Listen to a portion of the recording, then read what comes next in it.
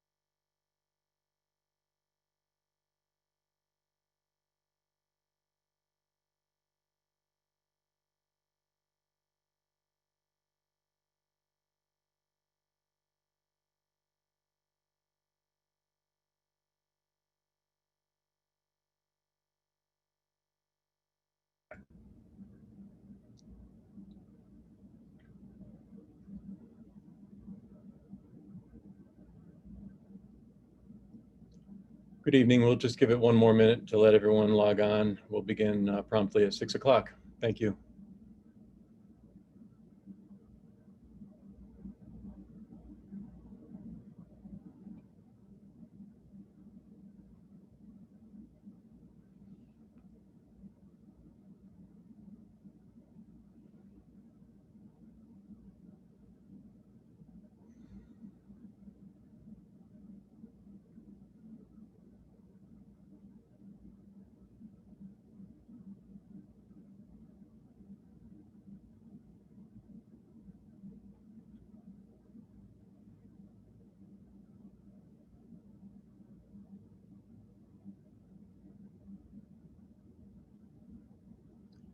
Okay, we're going to get started.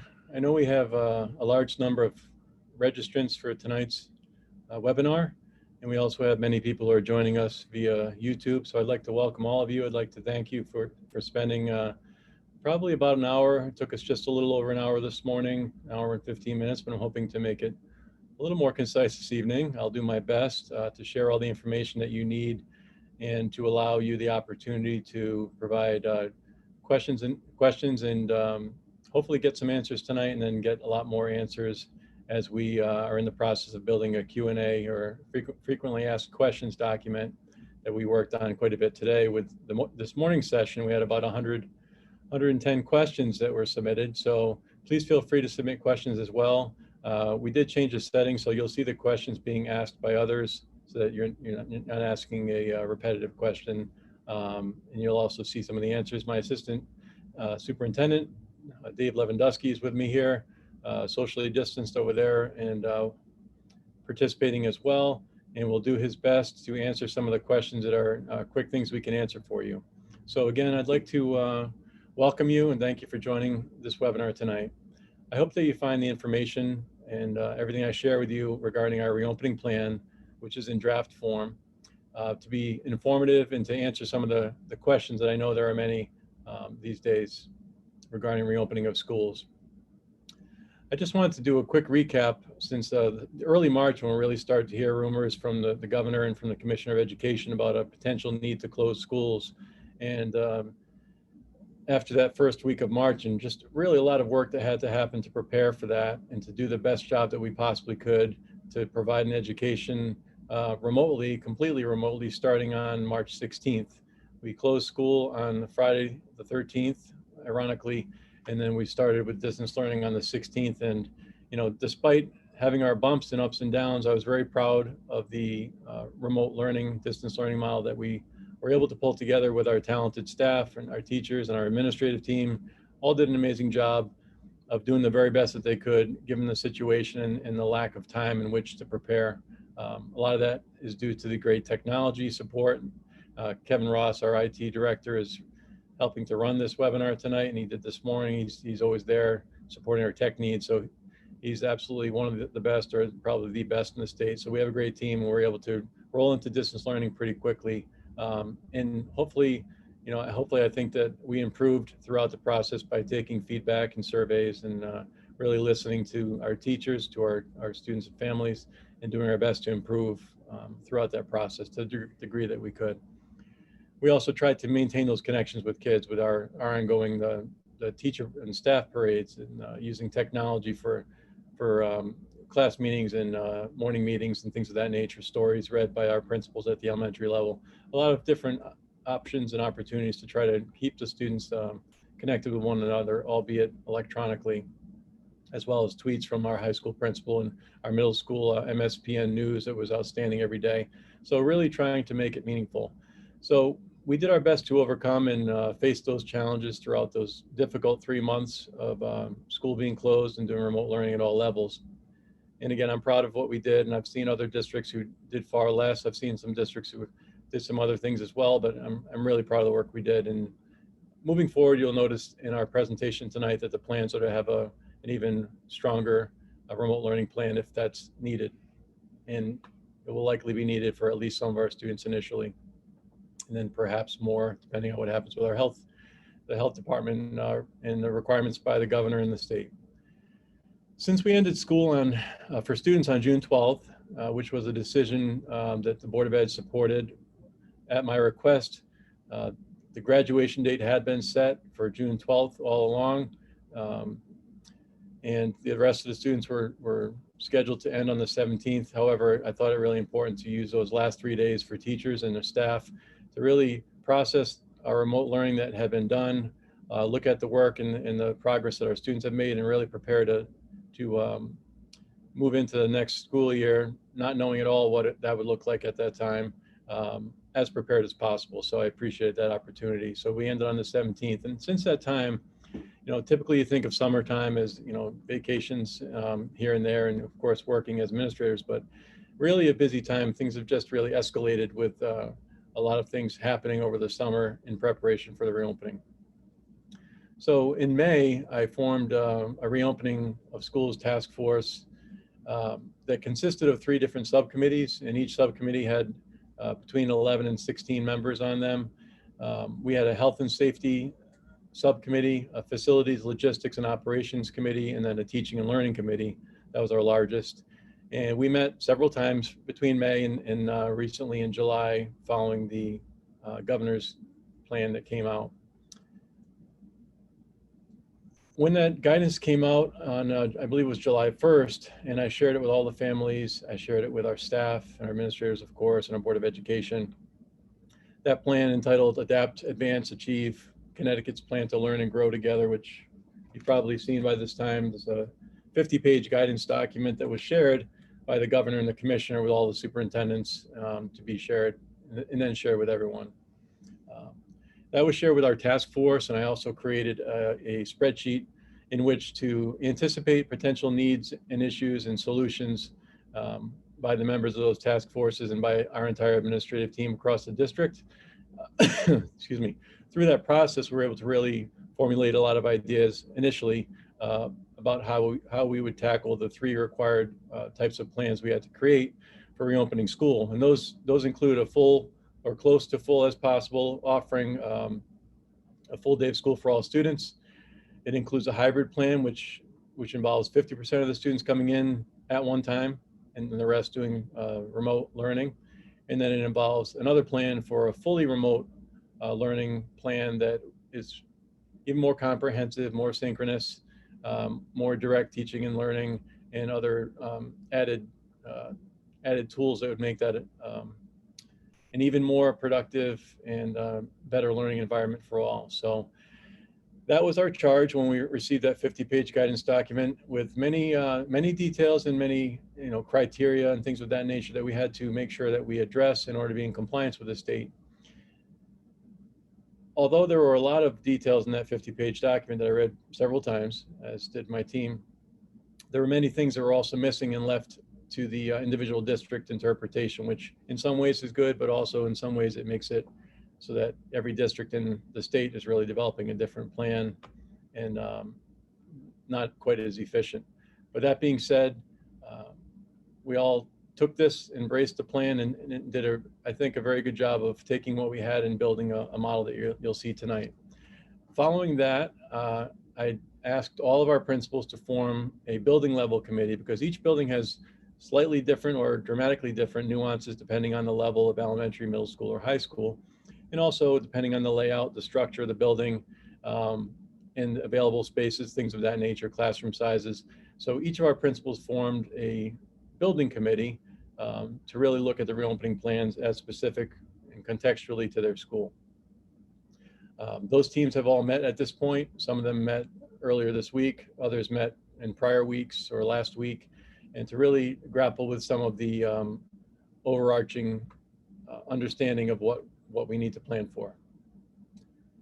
Over the last several months, I've been involved in really countless meetings and committees, webinars with the governor, weekly with the governor and his staff, with the commissioner of education and his staff, the health directors regionally and statewide, superintendent networks, both locally in our health district of Middlefield, Durham, Southington, and Plainville are one health district, as well as HASA, which is a Hartford area superintendent. So there's about 40 of us, and really collaborating and trying to learn from one another and how we're going to tackle this great challenge. My team's also been involved in many webinars, both related to teaching and learning and related to opening schools and many other topics. So we've been very busy over the summer, learning and preparing. And we have a long way to go, and we'll continue to refine. I want to stress that this is a draft plan that will be shared with the Board of Education. It's been shared with them, I should say, on Monday in this format. And I recently sent the Board of Education, as well as the administrative team, the full document that we'll be submitting to the state on Friday as our draft plan for Plainville, which is 32 pages long. It's rather significant, and it's rather more detailed, I should say, with specifics, but hopefully I'll give you an overview tonight of the general understanding of the plan.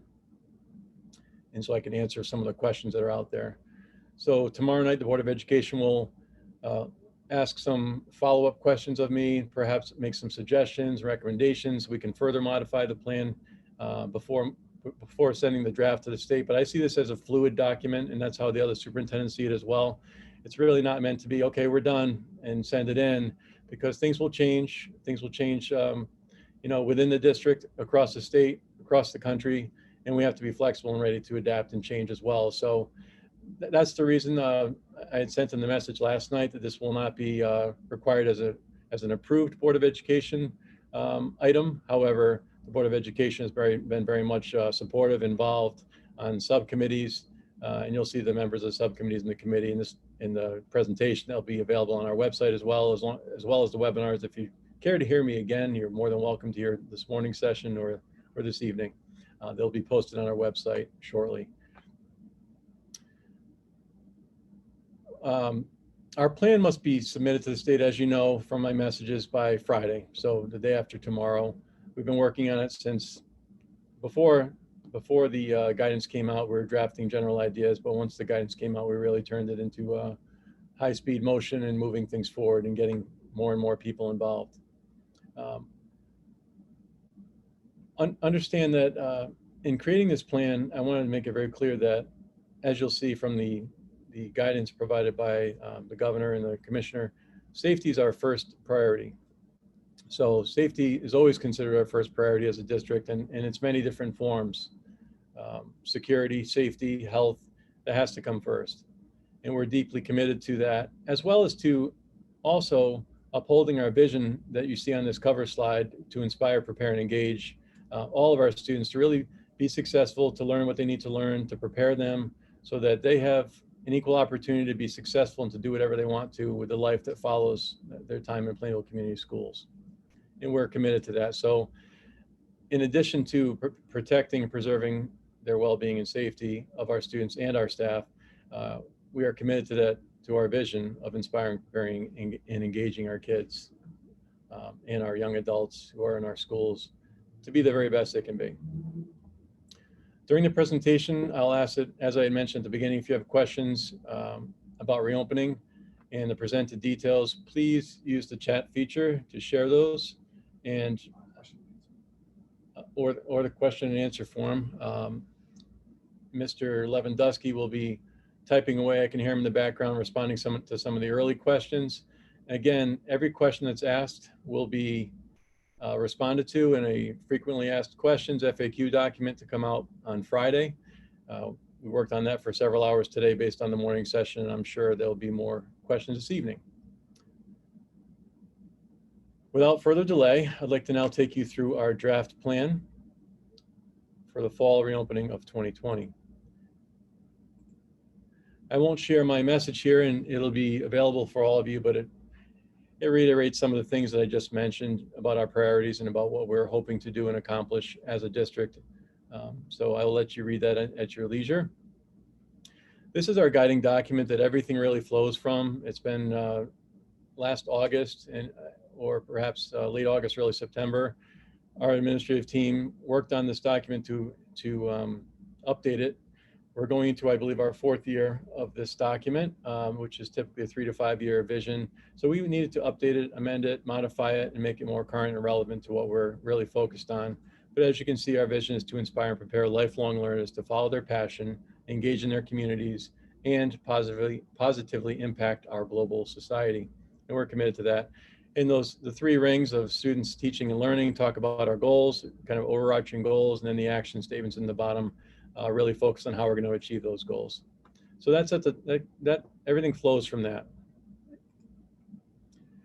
I also want to share this because it was worked on for quite some time led by Carl Johnson, our high school principal, and a team of his staff and staff from across the entire district. You may have heard about the vision of the graduate or the portrait of the graduate. They're the same thing. This is Plainville's adopted portrait of the graduate that really captures the qualities and attributes we're looking to instill and reinforce and develop in all of our students from pre-K all the way through grade 12 when they graduate and go on to hopefully a fruitful life doing what they want to do and enjoying that life. So these attributes are more important, I believe, now more than ever. Being collaborative, communicative, innovative, mindful, and resilient. And probably an emphasis on resilient because these are challenging times for everyone.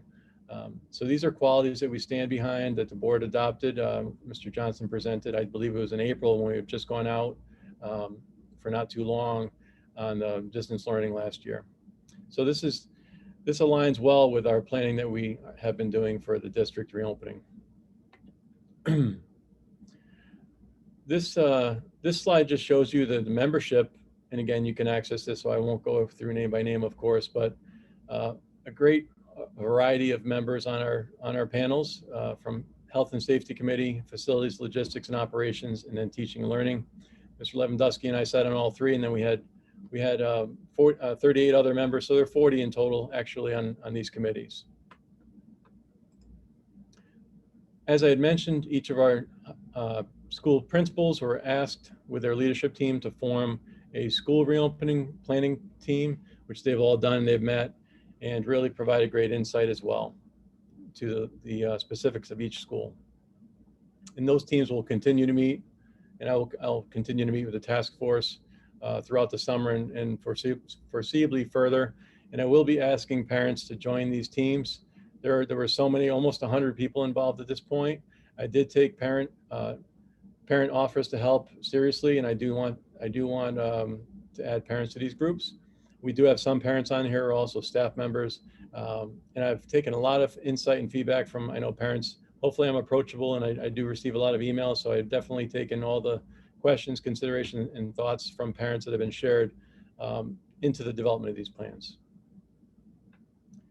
These are just some of the resource links that are available to you. The first one I had mentioned earlier from the governor's guidance document, but then there are a whole host of others, including the CDC guidance that we use, as well as our state guidance in developing our plans. I also want to thank the area superintendents and from around the state that I've collaborated with on kind of working through some of these challenges.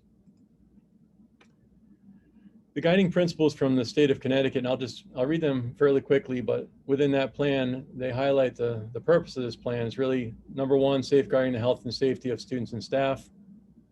Secondly, allowing all students the opportunity to return to school full-time starting the fall. Third, monitoring the school, students, and staff, and when necessary, potentially canceling classes in the future to appropriately contain COVID-19 spread. Fourth, emphasizing equity, access, and support to the students and communities that are emerging from this historic disruption. Fostering strong two-way communication with partners such as families, educators, and staff, and also factoring into decisions about reopening and challenges to the physical safety, social and emotional well-being, which is incredibly important, and the mental health needs of our students when they're not in school, and I would say also of our staff, because it's been taxing on everyone and parents. I know firsthand, and just mentioning with the equity piece, it's really challenging for some families. I want families to know that I understand that, and I think Lynn Legoik said it best when she said, we have 2,360 students, and there are really 2,360 different learning environments. Some of them may be similar, but every family has their own dynamics, their own struggles, their own challenges, I should say, with, we have essential workers. Some families have 2 essential worker parents, so they're trying to figure out the remote learning and how to support their child. Others may have 2 parents at home able to support that. Others have educators as parents who are used to teaching. In my home, I know my wife is a teacher of 23 years and was teaching her class from another district. And I have my own 3 children, and they were in 1st grade, 8th grade, and 10th grade. So it was and I was trying to run the district and collaborate with all of our teams throughout the entire closure. So I know it's incredibly challenging to address all the needs. So equity and access, is one of the main pushes from trying to get back to school, along with the other 5 here. But I thought that was important to highlight. Some of the plan's operational considerations that are addressed in that 50-page document and also addressed in our plan. I'll go through them quickly, and then I'll spend more time on them later. Cohorting, really grouping students in cohorts so that there's less interchange and mingling between groups of students. It's much easier at the elementary level, and at the middle school level is slightly easier, or quite a bit easier than the high school level. The high school has the most challenges for cohorting because of our students sign up for 8 or even 9 classes. It's an 8-period schedule, but some classes can happen before or after school, a few of them. So there's just such a variety of classes and students with their schedules. Trying to cohort high school students is a challenge. So we put some plans into place to address and reduce the need to change classes. I'll explain more on that later. Transportation, I know I asked in the survey that went out to all of you on July 2nd, and there'll be another survey coming out looking for sort of a final decision, is I guess the best way to say it, on the 28th, and I'm looking for those back by the 31st. But transportation is a challenge, you know, and there are considerations and requirements, mitigating strategies, wearing masks, you know, washing hands before getting on the bus, or using some kind of antibacterial, distancing to the degree that is possible on the bus, and I'll talk about that a little bit later. Social distancing and facilities requirements. You know, we have a great facilities department. Steve Bussell is our director, and Scott Martin's our supervisor of facilities and oversees all the custodial efforts. We do a really good job in our town. I have to say that it's incredible. All the periodic maintenance, the changing of filters, the cleaning of everything in a very thorough way has always been done, and has just been escalated since this began, and will continue at an even greater degree. And I'll talk about that a little bit more later. Maximizing social distance to the degree feasible, consistent with public health guidelines in place at the time, which is, you know, 6 feet or to the degree feasible is the guidance provided in the document. And there's some difference in opinions on that by the pediatricians. Sent out a report of 3 feet. The state had been using 6 feet, and if you read research, you'll hear all different distances. But and then face coverings. All staff and students will be expected to wear a protective face covering or face mask, completely covering the nose and mouth when inside the school building, except for certain exceptions per state guidelines. And those include things I'll talk about later, with mask breaks, you know, when socially distanced. There will be exceptions, obviously, when eating lunch. It's really a combination of these mitigating strategies that are meant to layer and overlap. There's no one of these that is perfect on its own, but the layering and compounding of these mitigating strategies is what make them effective. This is just I won't spend too much time on this, but this is just to give you a snapshot of that last survey that we conducted on July 2nd. We had 1,545 respondents, which was pretty good. I'm hoping for 2,360 with the next one. We're looking for a survey for each child, and you'll get that again on next Tuesday. And we had, at the time, before the state guidance came out and before I really shared a great deal of information, I'm sorry, it was right after the state guidance came out, but not our plan. 57% of parents were saying, and guardians were saying, that they would send their child back, most likely. 13% said they did not plan to for medical or other reasons, and then 30% were undecided. So I'm hoping to help with some of the undecided, just answering some of the questions this evening and in future opportunities. Just looking at the options available to families this fall, and I hope I didn't misguide anyone in my last message. You know, the options really are in-person learning or remote learning. There is no option for a hybrid plan. That was a question that came up many times. You'll hear about the hybrid plan.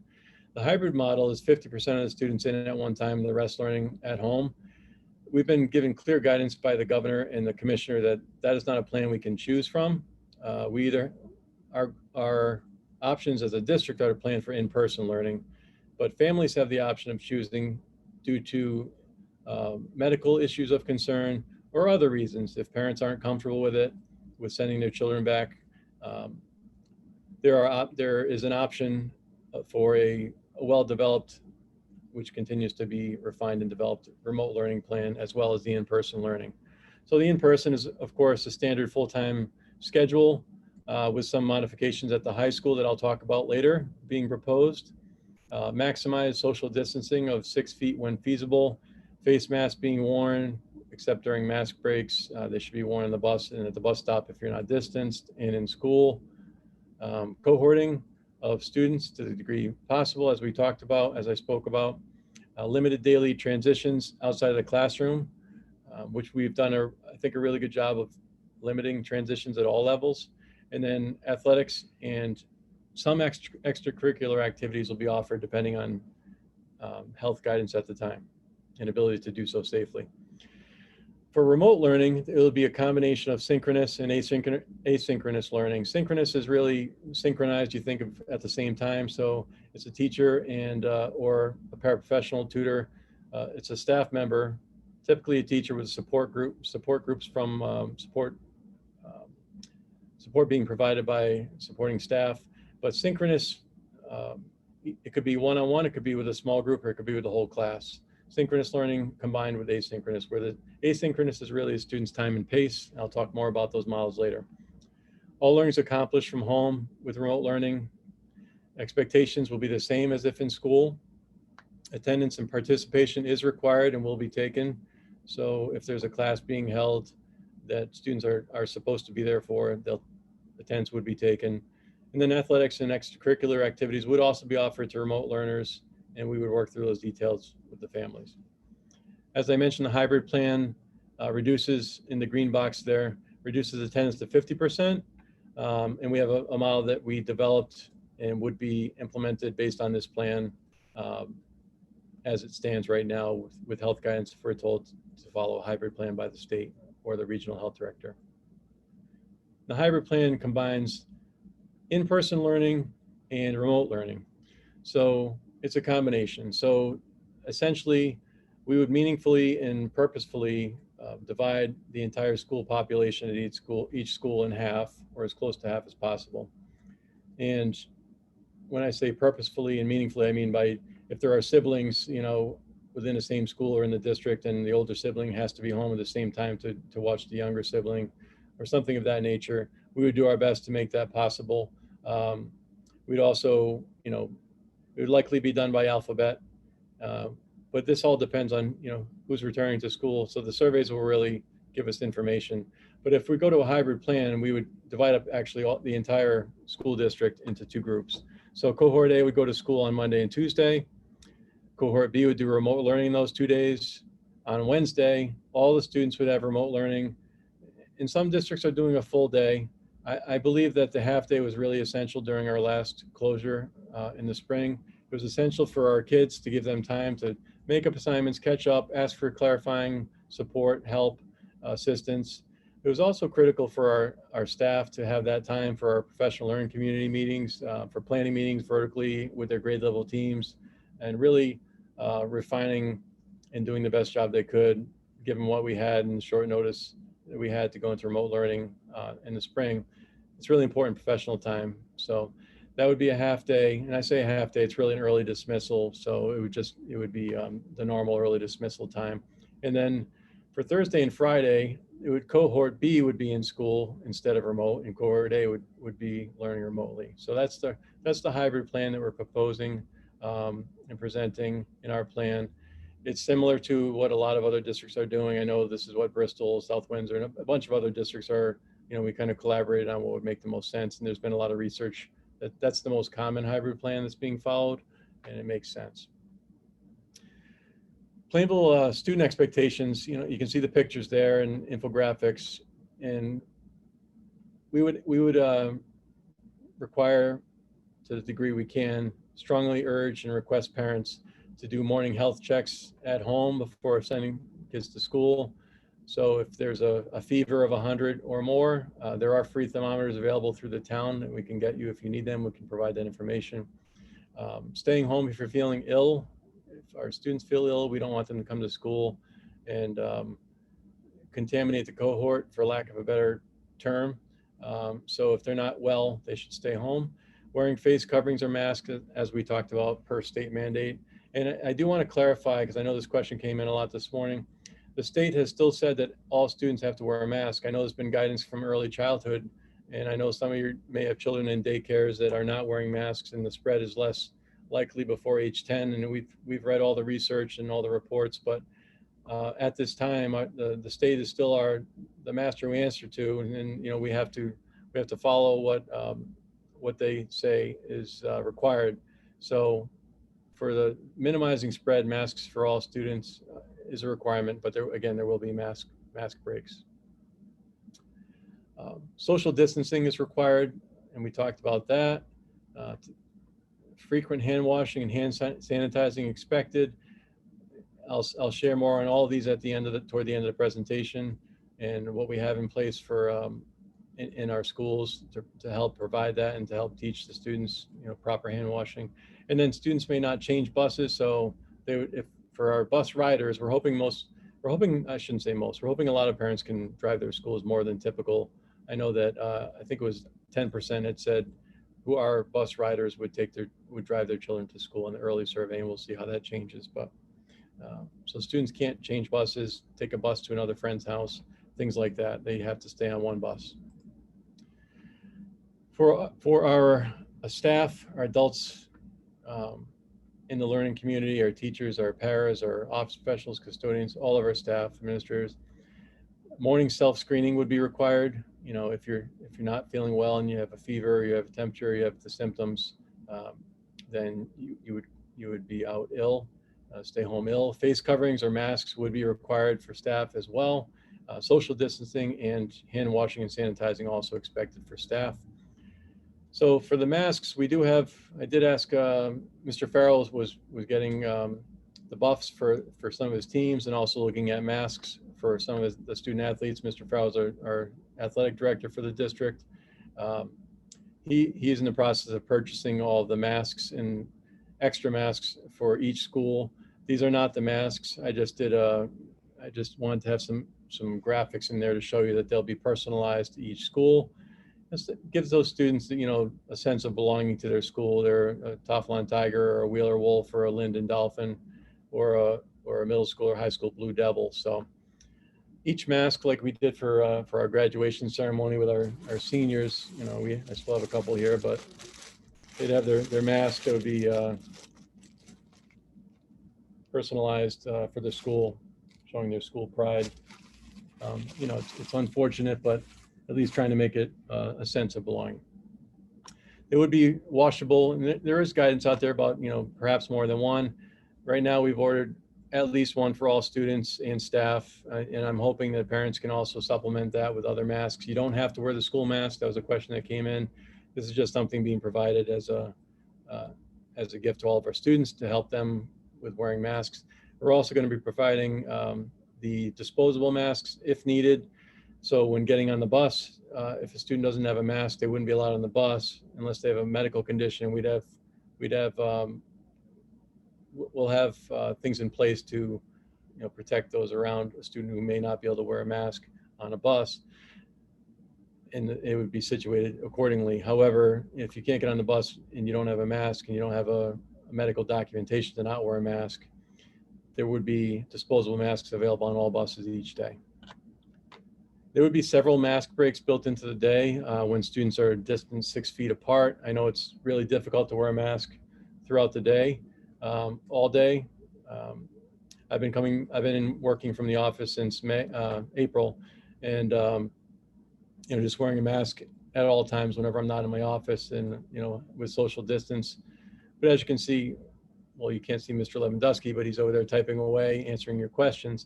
You know, we're socially distanced, so we do not need our masks. So that's how we'd work the mask breaks, as well as other ways that I'll tell you about later regarding use of outside in larger spaces.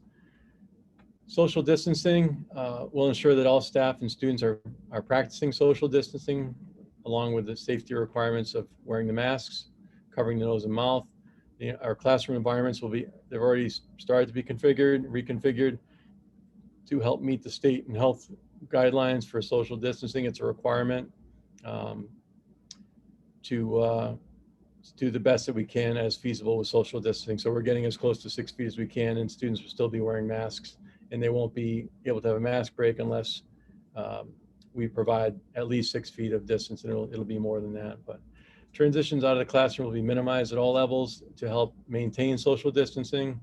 So we're going to minimize anyone crossing each other in the hallways to the degree we can in most settings.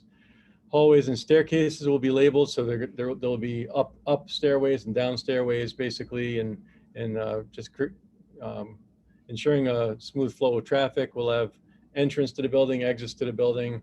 So that's all been thought through, diagrams and pictures that will be included. You'll receive a lot more information from your individual schools as well, and from your principals and their leadership teams that have been working really hard with their committees as well. So I'm giving an overview, but each school will also have specifics to the school. So if I'm not specific enough on some of this, I guess it's by design because each school is different. And then lunch will be modified and reconfigured to maximize social distancing and safety. So There are some options after consulting with our regional health director with using like a plexiglass shield to separate a table so that you can have more than one student at a table facing one another, with enough distance, but also with a barrier. That's not typically the case, but when eating for a short period of time, it's okay. I've been given the approval for that. Also, using outside spaces and things of that nature that I'll talk about more later. And there will be some eating in the classrooms. There'll be some eating in alternate areas, and that's all being mapped out by each of our schools. For hygiene, just teaching hand washing and sanitizing, having your children do that at home before they get on the bus. There'll be antibacterial available to them on each of the buses, as well as the masks if they need one, as I said. Additional hand sanitizing, we purchased a large number of those with the CARES Act funds that are going to come to the district. We have about $362,000. In addition, we'll have some FEMA money that will be available to the district. So that's how we're purchasing a lot of the things we're purchasing to maintain safety. The hand sanitizer will meet the state requirements of 60% ethyl or 70% isopropyl alcohol based. And the young children, of course, elementary will be supervised using the hand sanitizer. Tissues will be available for all of our students and staff across the district. And paper towel and waste baskets will be touch-free. So in the past, if you had to touch the door to open it or whatnot, that won't be the case. We also turned off the hand dryers. That's already happened in all our schools. Those were listed as a step that schools should take earlier in the spring. So we've done that. And, we've maintained all the water safety and everything else that's recommended. However, we have also turned off the water, the fountains, the drinking fountains. So there would be a request that we are looking at purchasing some water dispensing bottle filling stations for each of the schools and other ways of giving students water and keeping them hydrated. However, we'd also be asking parents to hopefully send in a bottle of water or a thermos or something of that nature that they can bring water in and stay hydrated. Fortunately for us, our buildings are all air conditioned, and that will help greatly with wearing masks and things of that nature. A lot of buildings around the state are not, and that poses an incredible challenge when it's very hot and you have to wear your mask. So we're fortunate in Plainville. For cleaning protocols, and there were a lot of questions about cleaning products and what we're using and whether or not they kill all the bacteria and the germs and viruses. And, I will say that they do. Scott Martin has recently, we agreed to a contract with a company that's going to be already started providing pretty intensive training to all of our custodians on the process, on which products to use where and how to use everything. We are cleaning doors will be propped internally, obviously not external doors, and then they'll be able to be shut very quickly if we needed to for other safety factors, just to help reduce the transmission points and also for air circulation, things of that nature. Disposable wipes will be provided, for each of the classrooms. Every teacher will receive, plenty of wipes that will kill any bacteria, virus on surfaces that's been ordered already. Increasing our cleaning schedules. I know a question came up in the last webinar through the chat about the early childhood bathrooms, and if they're going to be cleaning. We will be cleaning the bathrooms at least twice every day, and then in the evening. So bathrooms will be kept very clean. Custodians will be walking the halls, cleaning touch points and other railings, anything of that nature, doorknobs and handles, as well as training our support staff in the classrooms to help wiping down, after eating lunch or helping with cleaning like desks and tables and things of that nature. Cleaning playground equipment after each use by each cohort. And I meant to say the custodians will also be cleaning the bathrooms within the younger elementary rooms twice during the day as well. So all the bathrooms. Playground equipment, we're still working out considerations for a schedule regarding playground equipment, who can use it when, and in the process for cleaning that, but we're working on that. Specific plans for any course. Not many courses will use shared equipment. We're really trying to minimize and reduce that per the guidance, but there may be some that need it for unified arts courses, technology education, unified arts to a limited degree. So we'll have a process for cleaning everything. And then students cleaning their materials on an ongoing basis. And we did think creatively, and with our elementary principals did a great job, especially in middle school too, but mostly elementary with kind of grab and go kits that they'll use in the classroom at their desk, but they'll also, if we have to go to a hybrid learning model, if we're told with short notice that there's an outbreak in your school, your town, your area, you need to go hybrid or fully remote, they would take their grab and go basic supply kit, and that would go home with them. So they have all the materials they need. So instead of ordering bulk for a classroom and having bins and things of that nature that are shared, everything's been done on an individual basis for every kid. So I thought that was forward thinking by our administration. For lunch protocols, I mentioned a bunch of this already, but basically maintaining 6 feet social distance, and then I talked about the different options for barriers, and using larger spaces, perhaps even perhaps gymnasiums. We're looking to kind of contain it to cafeterias and other large spaces if we can. PE classes will still take place largely in the gymnasiums. We are looking at outdoor areas, and we're in the process of purchasing a tent for each of the elementary schools, a 20-foot by 40-foot tent, a tent for the middle school, the same size, and then 2 for the high school just because of the size and their need for over 700 students in that building and just using it for different purposes. But those tents, in addition to using them potentially for lunch, they can be used for just bringing a class out in a scheduled way, and for a reading group perhaps, or just to have a mask break and spread out. So we're really looking, and then we'll repurpose those and use those after the pandemic is over. It will be over, it will end. It doesn't feel like it right now, but we'll get there, and we'll use all these materials. And again, these are purchased using getting reimbursement from the CARES Act. Maintaining the cohorting model for lunch, so you'd eat with your cohort. You would not be able to mix cohorts during lunch. Strict management and structure in all transitions. And also, I did want to make a point with lunch that free and reduced lunch services would be provided, grab and go style, like we did in the last closure. For those learning remotely, there would be a place, a pickup point. We haven't worked out exactly where yet, whether it be at one school or at each school, but we would let families know for those students who cannot attend school for one reason or choosing not to initially. And then, also would like lunch for the reduced and free lunch services. I just want to say that our cafeteria staff, if you had a chance to partake in the meals, the grab and go meals during our spring closure, they were incredible, along with our district security guys who helped with that, Tim and Lowell. So I just want to thank them for their dedication, their work out there every single day, giving out 2 meals to everyone who came, lunch and then breakfast for the following morning. And we would do something of high quality again. For cohorting, elementary is the easiest place to cohort. I'm not saying that it's easy, but it's the easiest place to cohort. They would be relegated to one classroom. They'd be supervised during transitions, such as structured recess with your cohort, lunch in the bathroom, lunch in the classroom, or cohorted in alternate spaces I had talked about where feasible. And then specials, with the exception of PE, would come to the classroom. There will be some other exceptions to that where the outdoors can be used, and we're talking about that with our music educators for chorus and band. And the challenge with chorus and band is that with the great exchange of or exhaling of air, basically of breath through playing instruments and singing, the social distance required is actually 12 feet or more.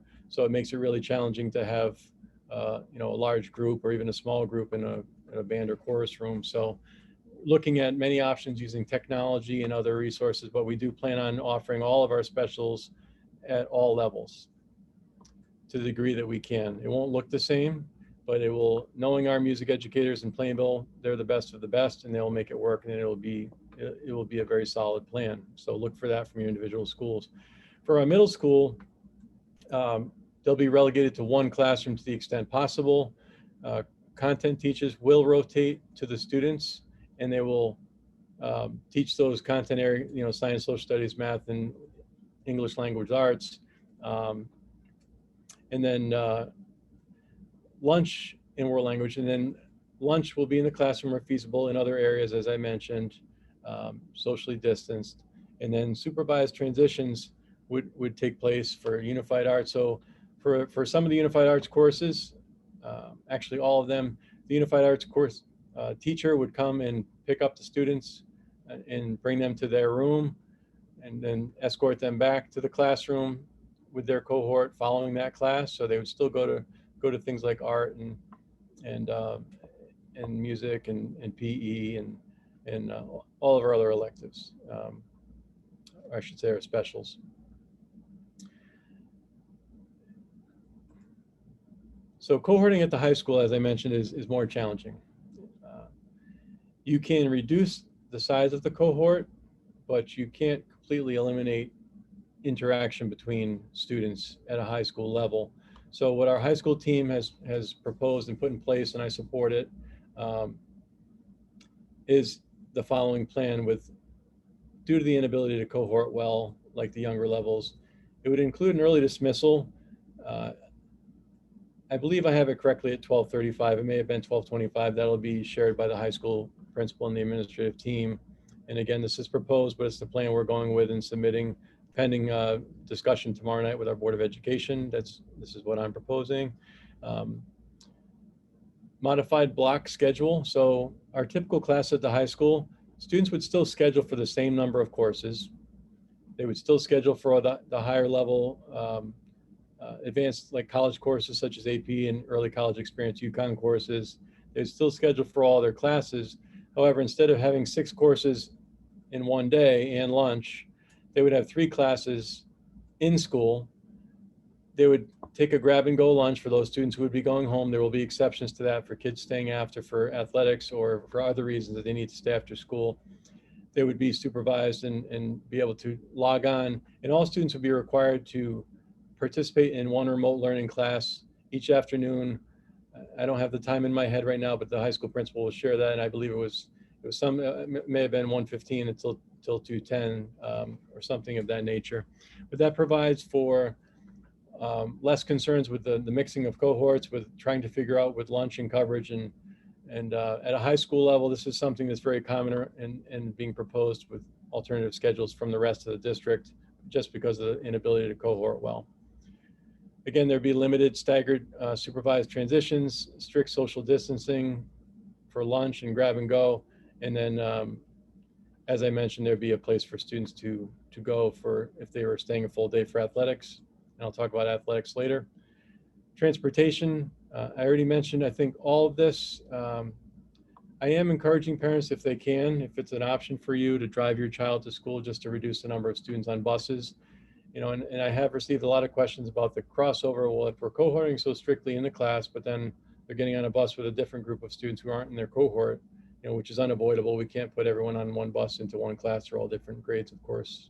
But the guidance I received from the health department is that, you know, it's for a relatively short period of time. If they're following the mitigating strategies of wearing the masks and, you know, washing hands, using antibacterial, and doing their best to stay apart from one another on the bus, then it will greatly decrease any risks that may exist. Also, we are in the process now of, we finalized the bus monitor related to COVID-19. We're looking to hire existing staff and perhaps some outside staff to be a bus monitor for a period of about 2 weeks is what we're planning.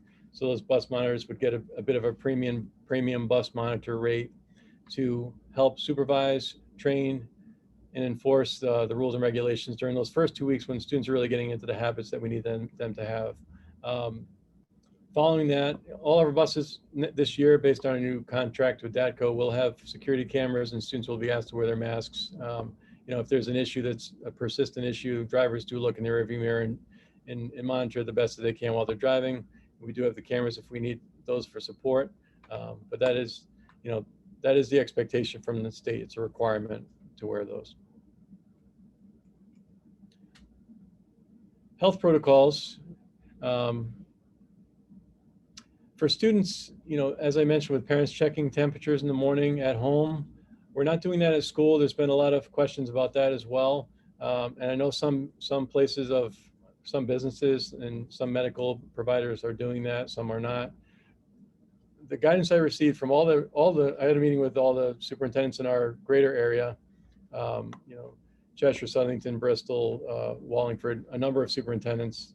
as well as all of our regional health directors, just to make sure all of our health directors are on the same page. And all the guidance about temperature checks at school, you get varied results. There are a lot of things that could skew that number if it's really hot outside, or if the students, you know, the student is warm, or for some reason it can be elevated based on the level of activity, you know, how warm it is outside, and they're not always accurate. So we are not advised to do daily temperature checks at the schools by our health department. We are asking parents to do that, please, before sending all your children to school and on the bus and drop them off. Health is obviously prioritized over attendance. So in the past, there may have been, you know, great attendance or perfect attendance awards, things of that nature, you know, recognizing staff or students for attendance. You know, health is the top priority. So if you're not well, we're asking that you stay home. The three criteria that I know the CDC has expanded their list, and I've had this question as well, but what our health department is telling us to use as the main criteria for identifying a concern would be fever or chills and a cough and shortness of breath or difficulty breathing. So those are the big three from all the way from the beginning. They've added some others ever since. But when you walk into the building here at the municipal building, these are the three that are posted by health ordinance, and it's the three main criteria. For any of the symptoms listed there, and if your child's not feeling well, obviously call your doctor, keep them home, notify the school that you're keeping them home. School-based health protocols. School staff will really carefully monitor students for obvious signs or symptoms, or if they complain of a symptom. They're not medical professionals, but if a student is, you know, experiencing condition symptoms, they would notify the school nurse. Any symptoms exhibiting, as I mentioned before, those three symptoms, they would go to the what's called the isolation room. It sounds a little bit scary, but it's really it's a place to just make sure that we're minimizing interaction with other students until a parent can arrive to pick them up and have them seek medical care. That would be logged into our confidential school health portal, which is called SNAP. There would be follow-up with the doctor, and if it's a positive case for COVID-19, this is based on CDC guidance of when schools should notify families. If there's a proven positive COVID-19 case, we would notify those who could have been impacted, quarantine. The student would quarantine at home until cleared by the doctor. The latest guidance that came out for that is, you know, at least 10 days if there were symptoms, and then 24 hours without showing any signs of a fever, without having a fever, I should say. So that's in a more detailed plan. I won't get too far into that. But if there was a possible contact with someone who had COVID-19, the time period is 14 days, because you don't know if those symptoms are going to develop over the next few days. So it's basically 10 or 14 days is the guidance we've been given. And we are to contact if we have a positive case, the nurse would contact the principal and the superintendent, and the regional health director would be notified by our COVID-19 health and safety compliance officer, who is Julie Samard. She's a registered nurse and an employee in our district that we've asked to be that point person for contact. I would be copying on all communications with the health director. And then proper contact tracing and further guidance would come from the health department. They would make that decision. I know this is quite a bit of information, and I have about 7 more slides, so bear with me. I hope you're getting your questions answered through this process. Regarding the educational plan, some of the highlights, I spoke about these already, so I won't go into much detail, but synchronous learning is real-time instruction with a teacher or other staff member. Asynchronous learning is at the student's pace in their own time, getting assignments assigned and having them do back and corrected, and feedback being provided. Special ed services, special education would continue per their IEP to the best extent possible, with ongoing communication with families and in our service delivery staff here, which are really doing an excellent job and did an excellent job. Our services for English learners, those will obviously continue to the greatest extent possible, using instruction in native language as well as English, and will continue through direct instruction and use of technology. There's a lot about that in our full plan, they'll be shared with everyone on Friday. Free and reduced lunch services, again, would be provided for grab and go. Related to synchronous learning, all students in grades K through 12 have individual Chromebooks.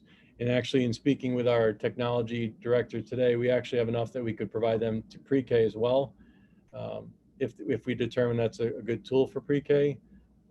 Sometimes we may have to look at other tools depending on the student's needs, but it'd also be using Seesaw for two-way communication on a much more widespread basis. We have purchased the Seesaw application, and that will be used. All classes are equipped with technology to allow for broadcasting of instruction and potentially recording and then screencasting instruction that might have happened as well with a live class. Students learning from home will be able to hear what's going on in the class, and our vision of this, the teacher would be able to see and hear those students or mute them if need be, but teach synchronously. That's one of the definitions of synchronous learning.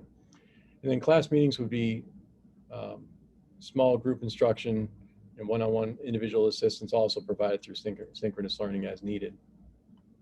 Asynchronous is really the assignment of projects to be completed digitally during a time frame using videos. Screencastify and YouTube were very heavily used in the spring.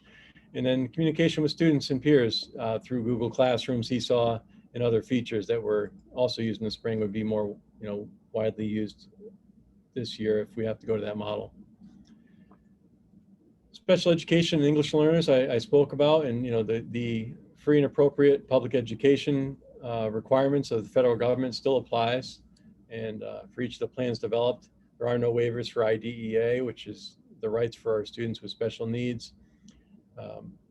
Instruction and related services and supports would continue to the greatest degree possible, and then ongoing communication would be critical so that mutually agreed upon services can be provided to our students who need those services.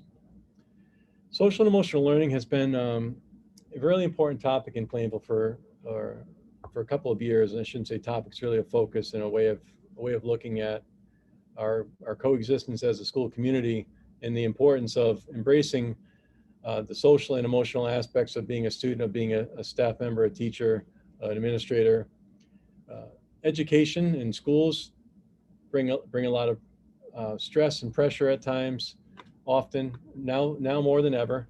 So we do have a very committed team, SEL committee, that's kind of a subcommittee that formed, led by administrators, school psychologists, and others who are really doing a good job of developing comprehensive, clear plans and ideas to really help students reacclimate to schools and to re-engage in in-person learning, as well as keeping students, caring for those needs when they're also remote learning to the degree possible. It's really difficult through a computer monitor, but I did join a lot of classrooms last year for class meetings and things of that nature to read a story or what have you. And just having that connection, seeing your friends and peers really helps. But we have comprehensive plans being put in place to really support the needs of all of our community members. And also some strategies and ideas for our families, because I know this is very tough for all of you as well. We have used a program called Ruler, which is from Yale. We sent all of our staff to training through grant funding. So more will come about that in the future and from each of your schools. Staff and student training. So this is critically important to the fidelity of any plan, the training. So the state, based on some pressure to allow for some time, because our staff is currently off, except for our administrators, for summer vacations with their families and recharging, recovering from a long year. And training is really critical to making sure that we do things right. So we will be providing, I'll be proposing, I should say, to the board tomorrow night to reduce our student calendar by 3 days as allowed by the state. The typical school year is 180 school days. The state has made a waiver to allow for 177 school days, which is what we did last year, and that was also allowed. During those 3 days, we would provide safety and education for instructional and safety reasons and SEL, as I had mentioned. professional development would be for staff would span, normally it's 3 days, including a teacher workday to set up the room and get prepared. That's part of their contract. It would include 6 days instead of 3. And that'll be my proposal with students returning to school or starting school on September 3rd. We are looking at some potential for perhaps staggering the number of students coming in the first day or two with greater opportunities to provide training for smaller numbers of students. But a lot of that will depend on how many students that parents commit that their students are definitely coming back in our development of class sizes. So if we have class sizes that are small enough to do the training in one group, then or if we feel it's feasible to do anyway, more guidance will be given on that as we get closer. We're also going to be creating videos and for protocols. One of the ideas our principals came up with that I really like is, as Mr. Johnson did prior to graduation, just sending out a video that explains what's going to be expected, what it's going to look like, what to expect when you get there, and doing that for all the different aspects of being a student, all the way from pre-K through high school. What's it like when you're going to get on the bus? What's the expectation? And having a model of that, getting on a bus and what to expect, before you get on the bus, what you should do. Videos that will take place in all the schools that will show what a classroom looks like and how it's, just some reassurances about how the desks are going to be and what it's going to look like and how we're going to, teach you to wash your hands and different steps, how what's lunch going to look like, things like that, recess, specials. So those videos will be produced and sent out before we come back to school. I know our principals are going to be working on those, and I appreciate it. There'll be additional time for necessary school and room adjustments to accommodate for all safety requirements.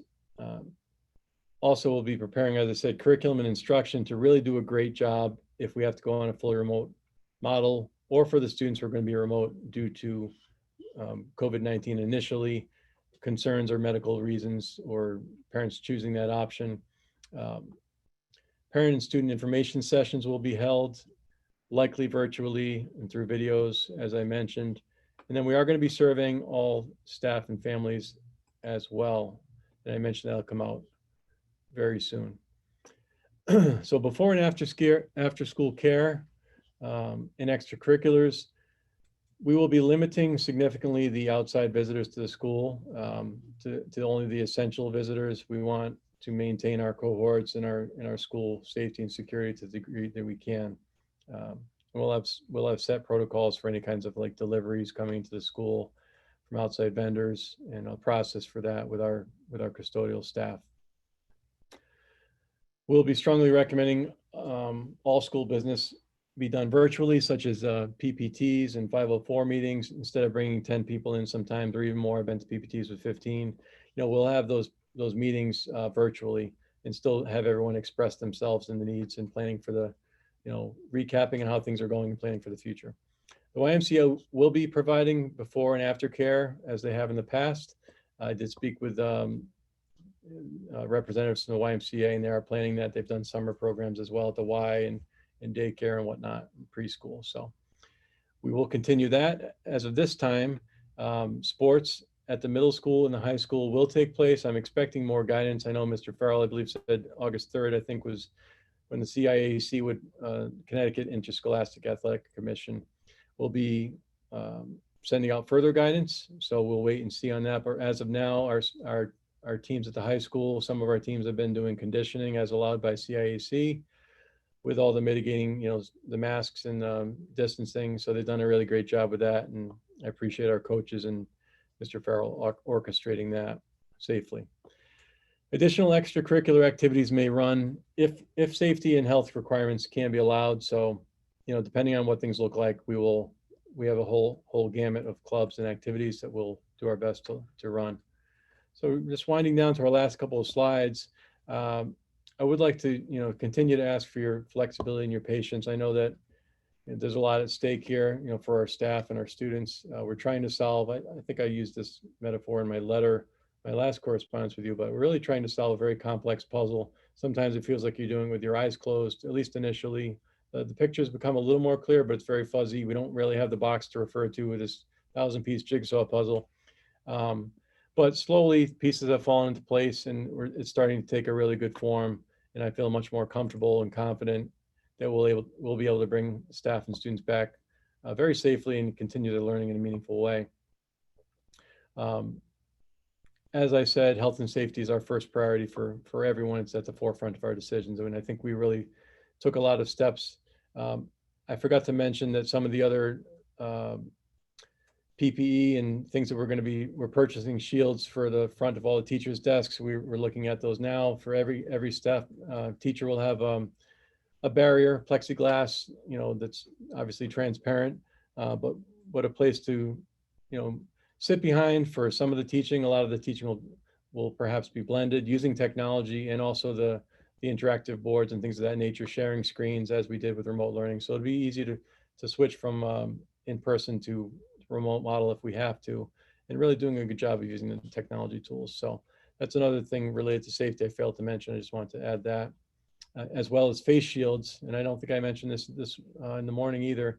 We are purchasing face shields for every teacher and staff member in the district to use as an additional mitigating strategy. I received clear guidance. They're not a replacement for a mask. They can be used in addition to a mask, especially if you're working with a student with a medical reason that they cannot wear a mask. So every staff member will have a face shield.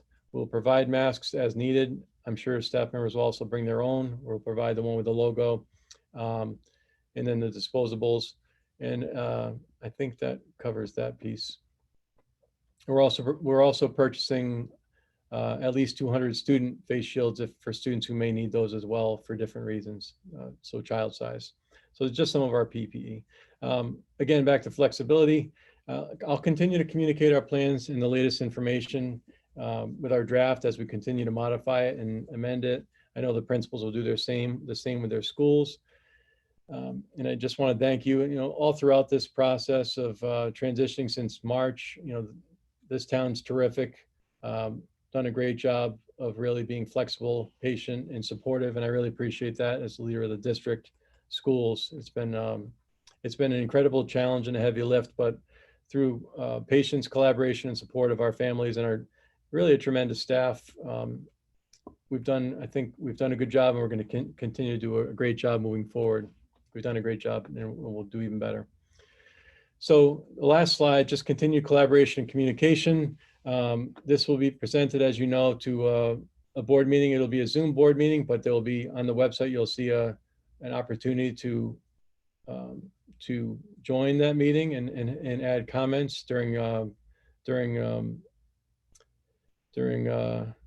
oh wow, it's been a long day. It's escaping public comment based on the items on the agenda, which are really related to reopening plan, policies that go along with supporting and enforcing the reopening plans and safety mitigating steps. And also I'll be sharing the guidance on the forms that are required for staff who are who may have medical conditions, so that they are taking the proper steps and with our human resource department. So that's really the agenda for tomorrow night, but there will be an opportunity to share. So after that, we're going to be sending our draft plan. It says clearly on there in red, draft, and it will remain draft because like I said, it's not a static. It's a very fluid plan that will have to slightly change over time, and I'll notify you of those changes. So I did have parents express an interest in being involved, and I've heard all the feedback, and I've listened, and we've included that in our planning. But I do want to have a Zoom forum with a group of parents that have expressed interest, that have background and experience in this area. So I'll be setting that up. And I know our principals will do similar things with parents, and also involving parents on our committees. The surveys will come out on Tuesday. I asked that every parent spread the word, please. The better idea we understand of who's coming back, who can't come back, who's choosing not to come back, transportation needs, because we're holding off on our normal placement letters for all of our students in the elementary, because at this time we can't determine based on an unknown number who's coming back in each grade, each school. So we really need that information to plan in an informed way, and those placement letters will come out sometime mid-August. We're also going to have bus routing that needs to happen based on students who are going to ride. So really asking for 100% completion. I'm giving intentionally a few days to review the plan that will come out on Friday, after the board sees it. It'll come out to all staff, students. The full plan is 32 pages, but I think it's laid out in a very clear and structured way. And then you'll be informed when you do your survey on the 28th for all families regarding their intentions for their child or children, and then for all staff if there's a medical concern that would prohibit them from returning, so we can plan accordingly. And I believe that is the end of our formal presentation. I know I went over by about 10 minutes. And what we did this morning that I thought was effective, and I hope I'll check with Mr. Lewandowski, who's next to me, but I know the Q&A has been coming in. And did you answer all the questions, Mr. Lewandowski?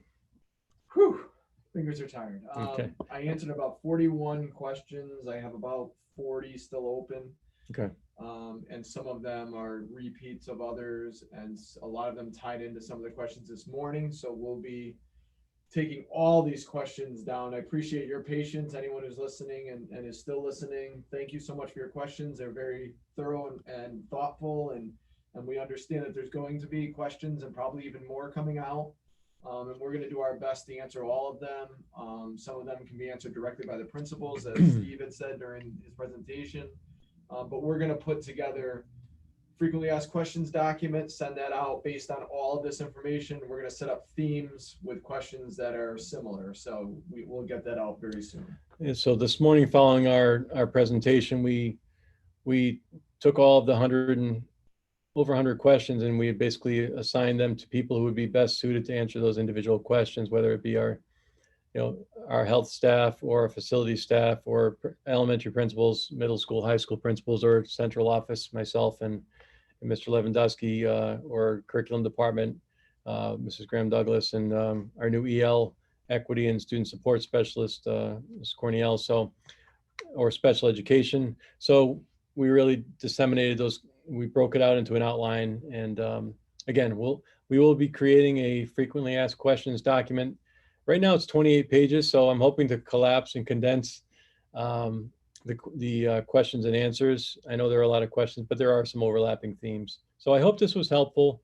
I'm going to hold off on trying to answer any direct questions now, just because of time, and because I think it would be better suited to share all the answers with you within 2 days. So you have that, you have the final draft of the plan that had been reviewed by the Board of Ed in tomorrow night. And you'll have the weekend and Monday, and then the surveys will come out on Tuesday.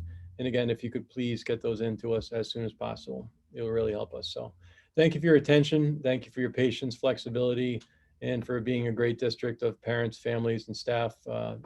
It's an honor to lead this district. So I thank you. I look forward to working collaboratively with you in the weeks, months, and years ahead. Thank you.